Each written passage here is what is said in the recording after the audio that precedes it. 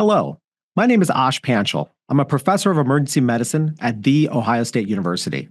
I'm here to talk about an exciting next step in trying to understand the risks faced by fire and EMS clinicians every single day. And that's the LIFE study, the Longitudinal Inquiry into Fire and EMS Health study. Now, we know the exposures that are faced in the pre-hospital community are varied, and the long-term ramifications of these are really hard to define. So what are the foes we're facing? Well, they're unseen and they're poorly described. So what are we talking about? We're talking about mental health, substance abuse, fatigue, sleep, relationship strain, cancer. All of these combined, and they interplay with each other to cause significant disease in our community. But more often than not, these are missed, and we don't understand what the effect on a daily basis has on our long-term effects for our lives. We need better tools to evaluate the scope of this problem. We're missing just basic data on the risks faced by our fire and EMS clinicians who are out there on the front lines.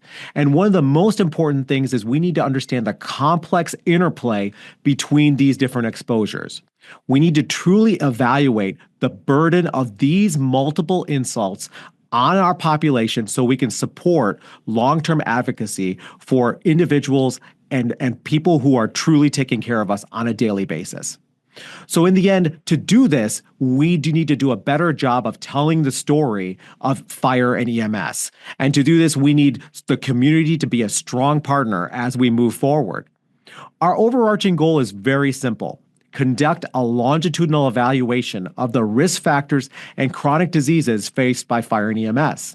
Though the idea is simple, the implementation is nothing but complex. The LIFE study is really pooling all of our resources to move this forward so we can understand what we're facing.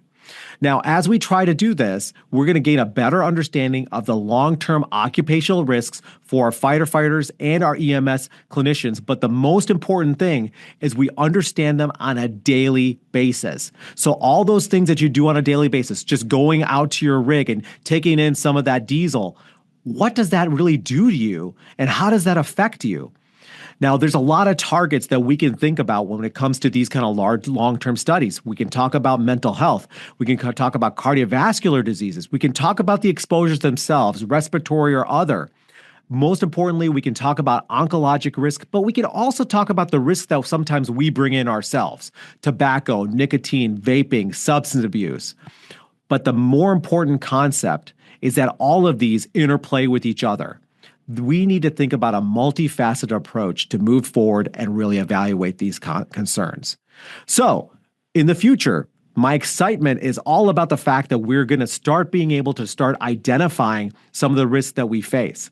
The next step is to get involved. So if this is something you're engaged in and you want to get involved, sign up. We'd love to be able to communicate with you.